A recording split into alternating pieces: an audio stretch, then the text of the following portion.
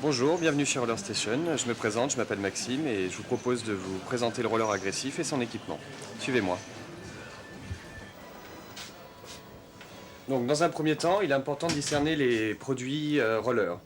Donc, vous avez la différence principale entre les produits agressifs et les produits fitness. Le produit fitness, c'est un patin qui va être très confortable au niveau du chausson. Vous avez un train roulant qui est monté avec des roues de plus grand diamètre et c'est un patin qui est vraiment fait pour rouler, pour faire de la balade, de la randonnée. Au niveau du patin agressif, la grosse différence est surtout au niveau de la coque. Donc vous avez une coque qui est montée très rigide, qui est prévue pour prendre les coups, montée avec donc une platine qui est beaucoup plus courte au niveau de l'empattement et des roues de plus petit diamètre. Le gros avantage du patin agressif, c'est que c'est un produit qui est complètement modulable, ce qui fait que même si vous usez le produit, vous pourrez changer soit la platine, soit la soul plate ou le train roulant à volonté. Avec la pratique, vous allez vous apercevoir que votre matériel va s'user. Les produits se fixent avec un système de visserie, donc qui est spécifique suivant chaque marque. Et au niveau du train roulant, les roues et les roulements sont complètement modulables. Donc après, à vous de savoir qu'est-ce que vous recherchez au niveau de votre patinage, quel est le diamètre de roue et le matériel qui vous conviendra le mieux par rapport à ce que vous souhaitez faire. Même si vous usez complètement la platine en faisant vos slides, que ce soit au niveau de la soul plate ou au niveau de la platine, vous pourrez, suivant les modèles, changer votre platine, changer toutes les pièces afin de pouvoir garder votre patin assez longtemps. Donc après vous avoir présenté les patins, je vais vous présenter les protections, qui est quand même un des accessoires les plus importants après les patins. Donc comme vous pouvez le voir ici, vous avez pas mal de protections. L'essentiel au niveau des protections, ce sont les protège-poignets. Donc vous avez différentes sortes de protège-poignets qui sont soit souples, qui vont avoir un système qui va être très souple au niveau du poignet, qui vous permettra de pouvoir attraper vos patins facilement, ou sinon rigides, montés avec un système d'attelle de protection avec une coque au niveau de la paume et au niveau du poignet. Ensuite, vous avez les protèges tibia qui sont importants si vous vous concentrez sur tout ce qui est slide. Vous apercevrez en commençant qu'on prend des chutes et pour ça, il est important de se protéger, surtout au niveau des tibias, puisque quand vous prenez une barre en fer, c'est quand même la première chose qui va venir taper si vous chutez, si vous calez mal votre patin. Et ensuite, vous avez les genouillères. Donc, au niveau des genouillères, vous avez deux styles de genouillères. Des genouillères spécifiques pour la discipline du street, qui sont plus souples et plus petites, qui viennent se placer sous le jean. Et vous avez les protections en coque, qui sont plus spécifiques pour la rampe. Donc la rampe, c'est bien sûr le half-pipe. Donc là, vous pouvez monter des figures beaucoup plus haut. C'est pas exactement la même discipline. Donc c'est pour ça qu'il est important que les protections soient plus enveloppantes au niveau du genou et qu'ils soient en coque pour pouvoir bien glisser au niveau de la rampe et pas rester accroché à la rampe. Le protège-hanche pour les plus frileux, qui vous permettra de vous protéger un petit peu en cas de chute, si jamais vous n'êtes pas sûr de vos tricks. Comme ça, vous serez tranquille. Et un autre élément qui est très important au niveau de la protection, le casque. Il est important que vous vous protégiez lors de la pratique si vous souhaitez pratiquer longtemps le roller agressif. Maintenant que vous êtes équipé, je vais vous laisser avec Damien qui va vous expliquer les bases de la pratique. Je vous dis à bientôt et vous souhaite un bon ride. Au revoir. Bonjour, je m'appelle Damien Touillet, ça fait 5 ans que je fais du roller, donc 3 de roller agressif. Avec mes amis, nous allons vous présenter les bases du roller agressif. Tout d'abord, quelques règles de sécurité. Il faut savoir qu'aux yeux de la loi, on est considéré comme des piétons. Il faut donc pratiquer le roller sur le trottoir et non sur la chaussée. Toutefois, on peut pratiquer le roller sur la chaussée lorsque le trottoir est impraticable. Quand on fait du roller agressif à plusieurs, il faut regarder où sont placés les autres afin d'éviter les collisions et avoir une attitude courtoise et rassurante envers les piétons. Voici maintenant le street avec les slides.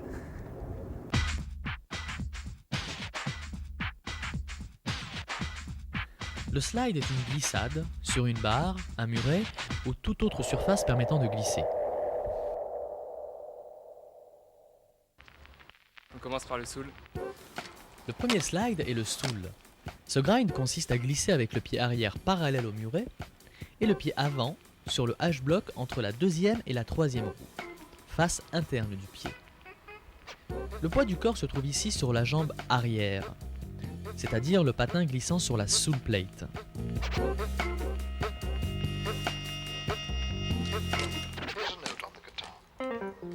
Pour bien sentir la hauteur et la difficulté de bien positionner ses patins, commencez par apprendre sans vitesse. Calez votre figure et essayez de la maintenir.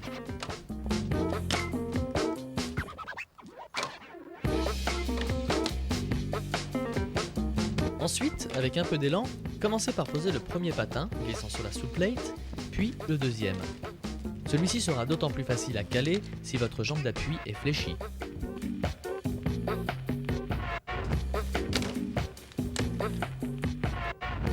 Lorsque vous sentirez bien la hauteur et la glisse, vous pourrez commencer à sauter directement sur le muret, puis prendre de plus en plus de vitesse. Il est conseillé de s'affaisser sur la jambe d'appui et de placer son pied avant le plus loin possible.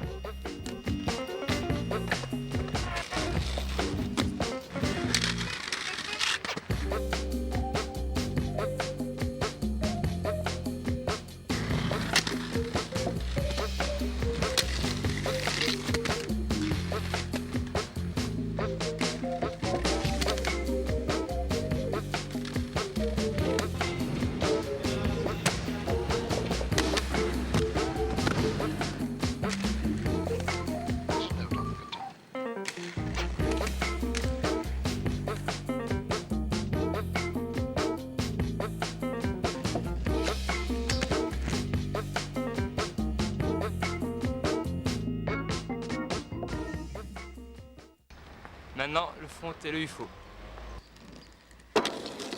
Le front. Cette figure consiste à slider sur le H-block entre la deuxième et la troisième roue de chaque patin.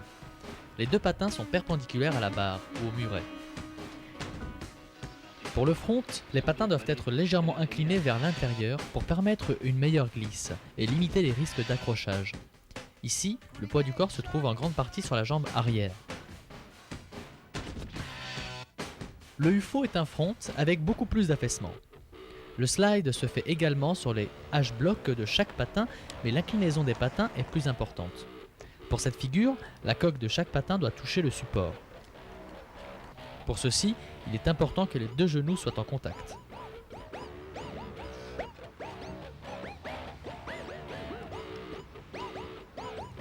Familiarisez-vous avec la hauteur et le positionnement des patins sans élan, en essayant de maintenir la figure.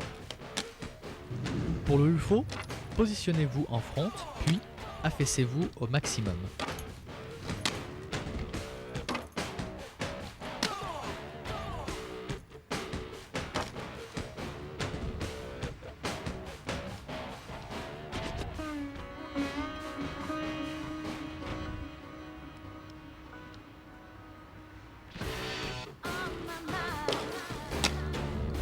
Avec un peu d'élan, commencez par placer le pied arrière, celui sur lequel se trouve la majeure partie de votre poids, puis le pied avant.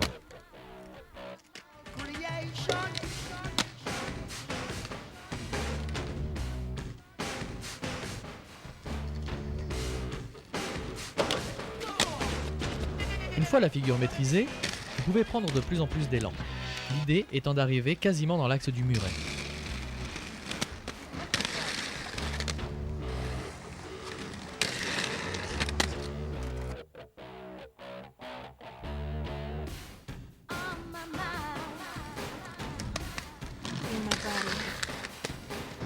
Un bon écart entre les jambes vous permettra une meilleure stabilité et une meilleure glisse.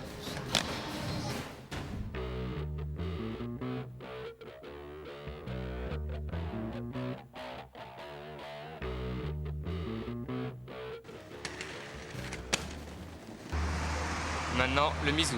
Pour le Mizu, le pied glissant sur la soul plate se place devant. Comme pour tous les dérivés du soul, le poids du corps se trouve sur le pied glissant sur la soul plate.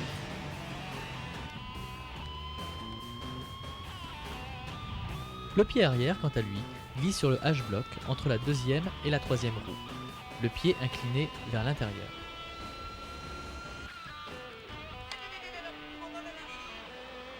L'affaissement vous permettra de mieux maîtriser votre figure et de lui donner plus de style.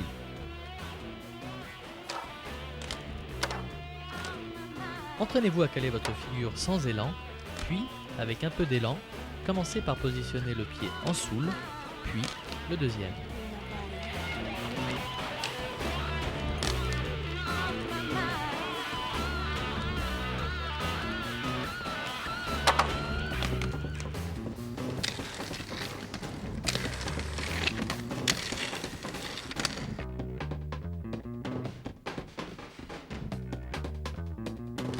Maintenant, la cible.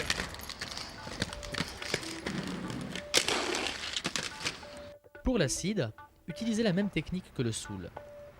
Le pied arrière glisse sur la soul plate et le pied avant sur le H-block entre la deuxième et la troisième roue, mais cette fois-ci sur la tranche externe du pied.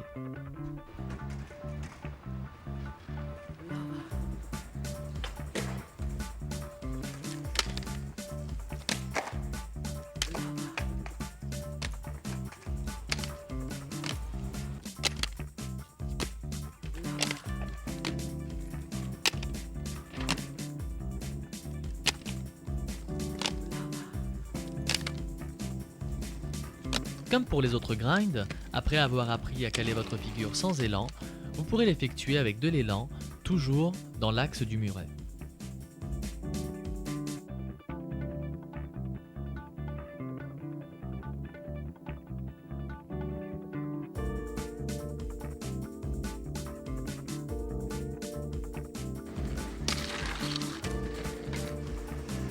Le Panstar. Comme pour le Mizu, le pied avant glisse sur la soul plate et le pied arrière toujours entre la deuxième et la troisième roue, mais cette fois-ci sur la face externe du pied. Pour bien réussir cette figure, il est important de bien plier les genoux et de restreindre au maximum l'écart entre les deux patins.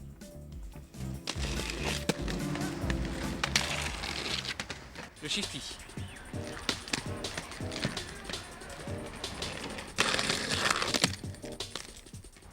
Donc le shifty, le unity et le backslide sont des figures qui ont toujours ce pied-là dans cette position-là. Que ce soit le gauche ou le droit, ça dépend des personnes, mais il sera toujours dans cette position-là. Ça c'est le shifty, ça c'est le unity. Et à partir du shifty, on peut apprendre le backslide en levant le pied. Et on le tient. Avant de vous attaquer au backslide, apprenez tout d'abord à maîtriser le shifty. Vous devez, pour effectuer cette figure, glisser entre la deuxième et la troisième roue de chaque patin.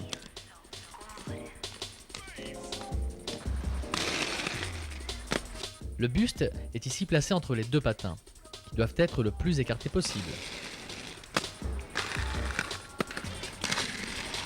Il est primordial pour réussir votre shifty de plier le patin arrière un maximum vers l'extérieur, afin que la coque touche le muret. Le frottement de la coque sur le muret vous permettra de réguler votre vitesse. Plus vous appuierez dessus, moins vous glisserez, et inversement.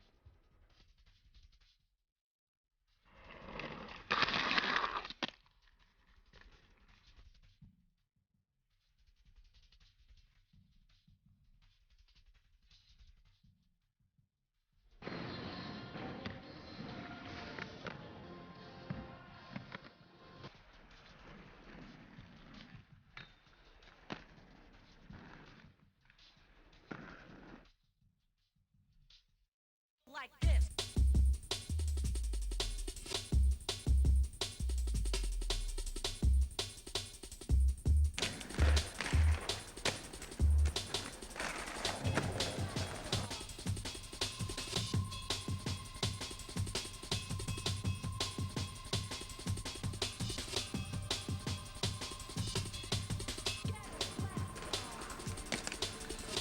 Le Unity.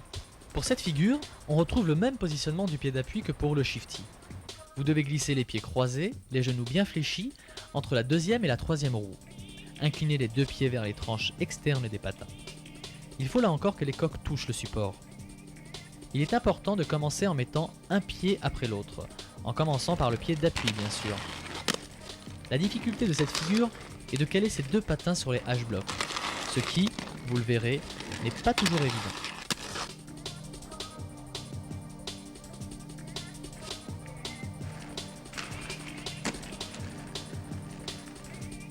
Le backslide. C'est presque la même figure que le shifty, sauf que la glisse se fait sur un seul patin, le pied arrière du shifty. Vous trouverez votre propre équilibre en attrapant le patin de la jambe avant par la soul plate et par l'extérieur. Là encore, il est indispensable que la coque touche si vous voulez tenir votre figure.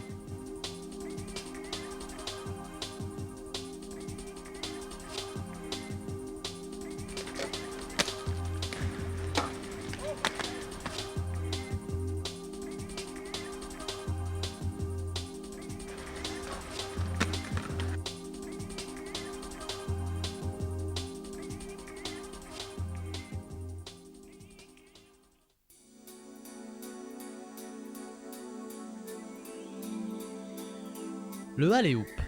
Avant de s'attaquer à ce type de figure qui comporte une rotation, il est conseillé de bien maîtriser le soul et ses dérivés.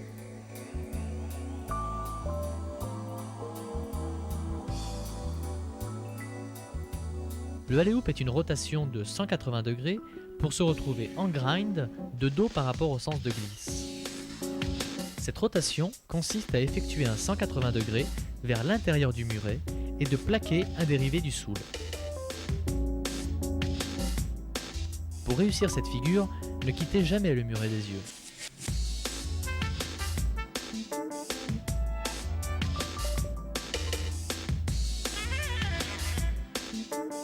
Commencez par apprendre le alley-oop soul, puis le alley-oop Mizu, ensuite le alley-oop pornstar et enfin le alley-oop acide.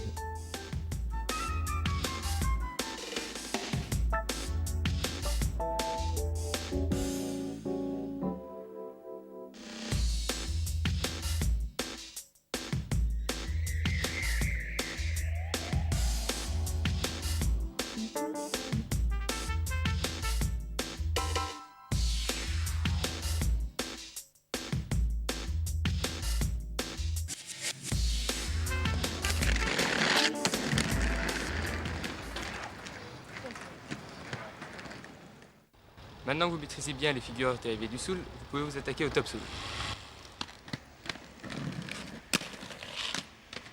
Donc la grande différence entre un top et un soul, le soul, on glisse parallèle au muret sur la soul plate et on est sur le côté du muret, alors qu'un top, on glisse parallèle au muret au-dessus du muret. Il faut mettre énormément de force dans le patin qui va être calé en top, car sinon on risque de passer au-dessus du muret et de glisser et de se faire mal.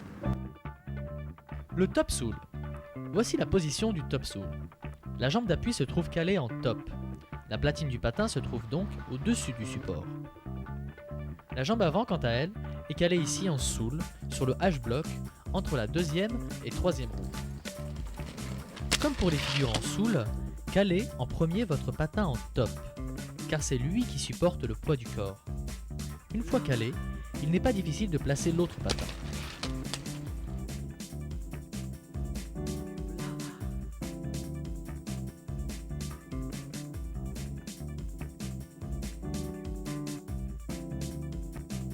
Pour le top acide, la technique est la même, sauf que le patin avant est ici placé en position acide. Le patin de la jambe d'appui reste calé en top, la platine sur le support à slider. Le patin avant, en acide, incliné donc vers l'extérieur, glisse toujours sur le H-block entre la deuxième et troisième roue.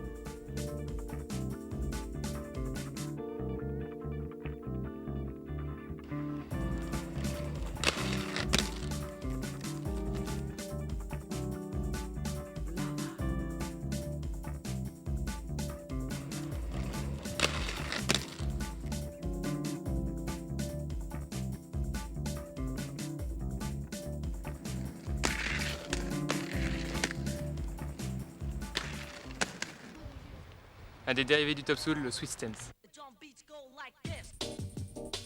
Le sweet stance, un dérivé du top soul qui n'est autre qu'un Mizu en top. La jambe arrière doit être bien fléchie pour permettre à la coque de toucher le support. Le patin calé à hauteur du H-block. Le patin avant, sur lequel repose le poids du corps, est calé en top. Pour de meilleures glissades et de meilleures sensations, il est préférable d'avoir une platine et une soul plate en bon état. Assurez-vous, avant d'effectuer ce type de figure, de l'adhérence du patin sur le support.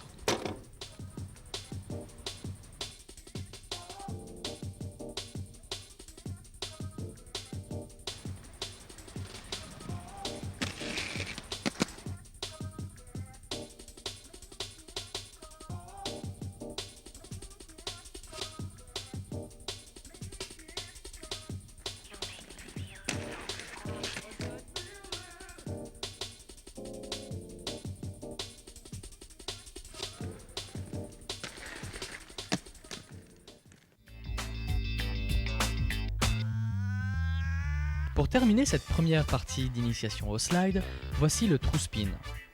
C'est une rotation de 180 degrés que l'on effectue avant un soul ou un de ses dérivés.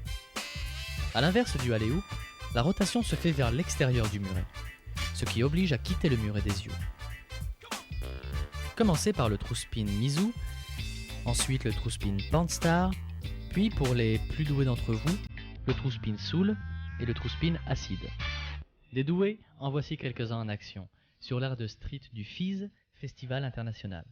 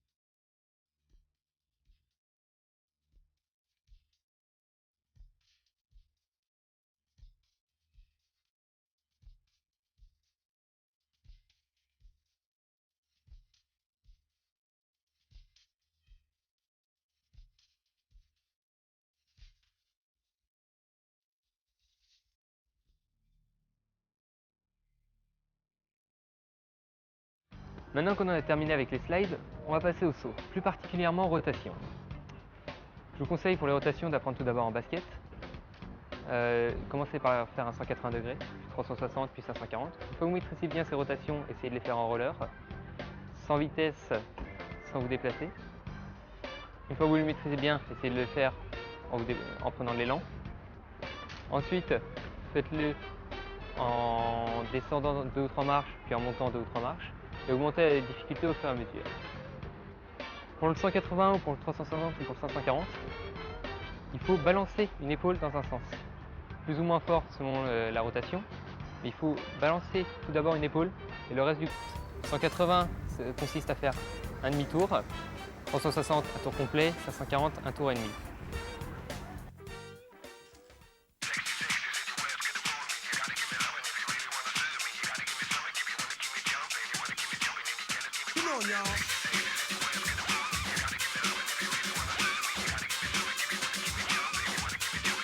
With the bass now.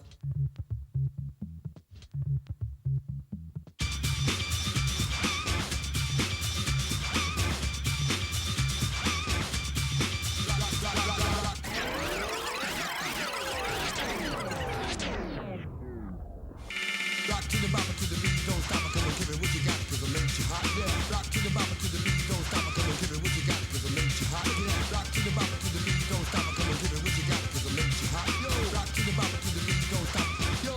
You gonna come through. Rock to the bopper, rock to the bopper to the beat, rock to the bopper, rock to the bopper to the beat, rock to the bopper, rock to the bopper to the beat, rock to the bopper to the beat, don't stop it, come on, rock to the bopper, rock to the bopper to the beat, rock to the bopper, rock with the bass now.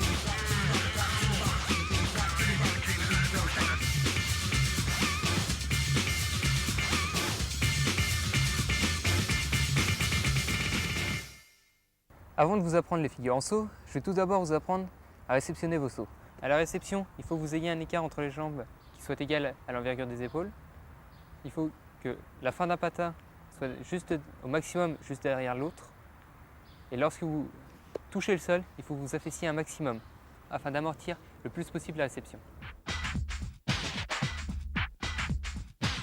Pour le mute, vous devez mettre vos 2 patins du même côté, les mettre parallèles, vous les relevez, vous prenez avec la main du côté où vous avez redressé vos patins, vous prenez au niveau de la soul plate, voire de la backslide plate si vous voulez, et vous tirez un maximum.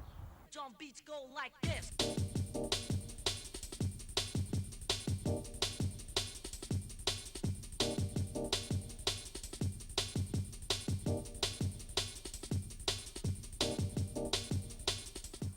Passons aux adrabes.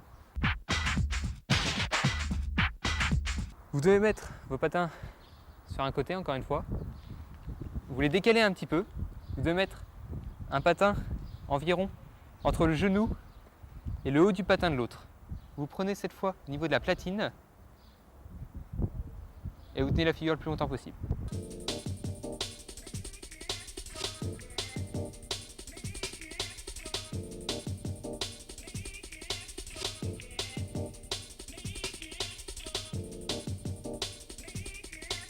Passons à présent au stalefish. Même technique que le zadrab, sauf que cette fois vous allez prendre le patin derrière. Donc vous levez les patins du même côté. Le patin plus bas est situé entre le haut de l'autre patin et le genou. Et vous prenez au niveau de la soul plate mais à l'arrière. Soit le talon, soit la soul plate.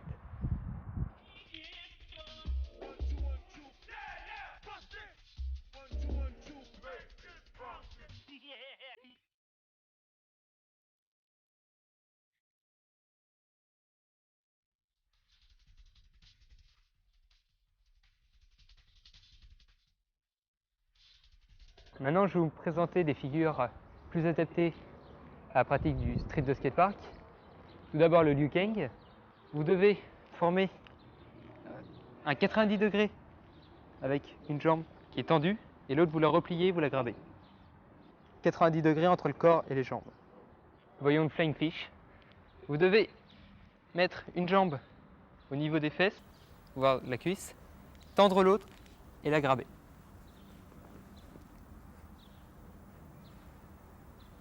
Pour terminer, une belle figure à effectuer en rampe, le Kung Lao. Pour effectuer cette figure, vous devez tendre une jambe dans l'axe du corps, replier l'autre et la graber. Pour effectuer cette figure, vous devez être dos au coping.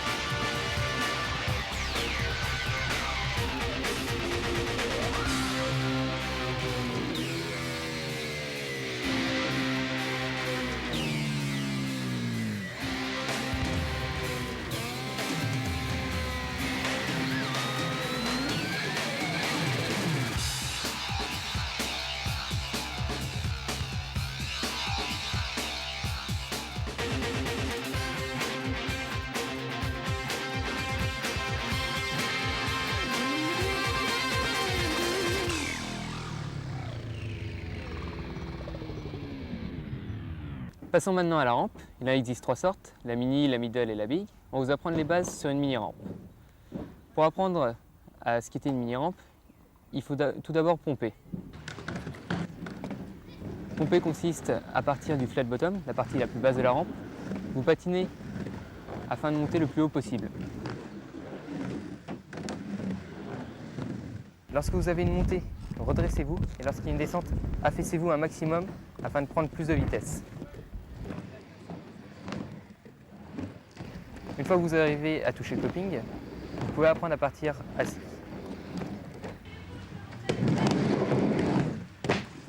Partir assis, vous mettez vos mains sur le coping, vous êtes assis, les patins sont dans la courbe. Vous devez vous lancer vers l'avant afin de plaquer les deux patins en même temps et penchez-vous vers l'avant pour ne pas partir en arrière.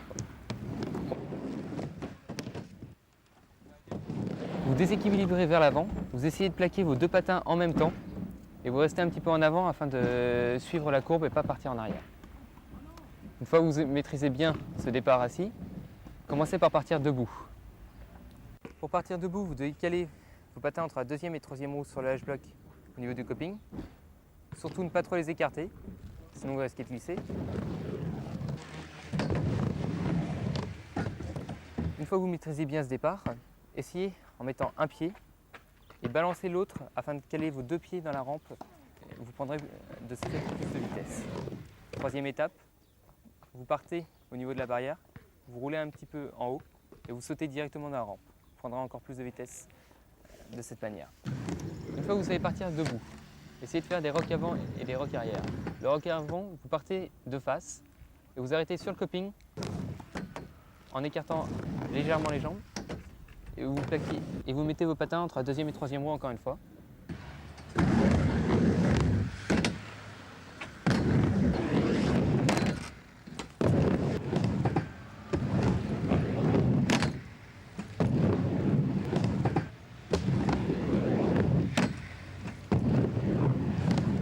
Rock arrière, vous partez en arrière, vous calez vos patins sur le coping en étant dos au coping, entre la deuxième et troisième roue de chaque patin. Sur une mini-rampe, il faut toujours donner un léger coup de rein, parce qu'il n'y a pas de vertical, c'est-à-dire une partie qui vous fait décoller. Donc vous devez donner un petit coup de rein pour atteindre le coping.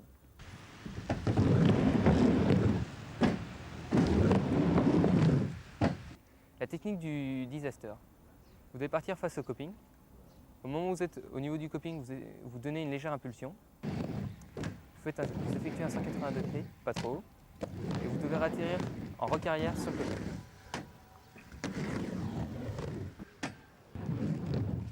Le R180.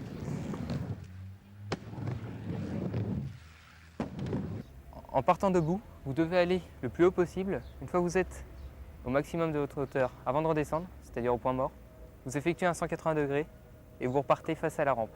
Plus facile pour patiner, prendre de la vitesse et effectuer ces figures. Passons à l'alley-oop. Le alley-oop est une rotation de 180 degrés. Et il faut en même temps se déplacer dans la rampe et effectuer votre rotation dans l'autre sens. Par exemple, si vous allez vers la gauche dans la rampe, en l'air, vous effectuez votre rotation de 180 degrés vers la droite. Maintenant que vous maîtrisez bien ces techniques qui vous permettront d'évoluer facilement et correctement dans la rampe, vous pouvez vous attaquer au slide et au saut que vous avez déjà vu en street. La technique des slides, cette fois consiste à lorsque vous remontez dans la courbe, vous devez emprunter une trajectoire curviligne. Vous ne devez pas aller tout droit, sinon vous ferez un rock sur le coping. Vous devez emprunter une trajectoire curviligne qui se rapprochera sans cesse du coping et qui vous permettra de glisser le plus longtemps possible.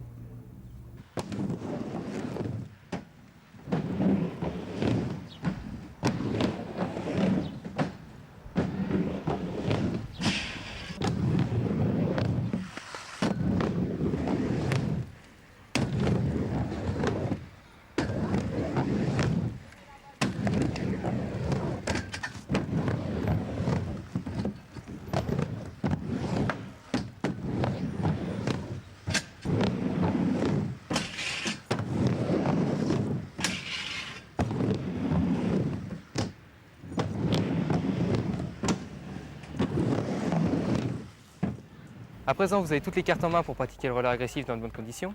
Le dernier conseil que j'ai à vous donner est de bien adapter vos protections à la discipline choisie. Sur ce, bon courage, bon ride, ciao!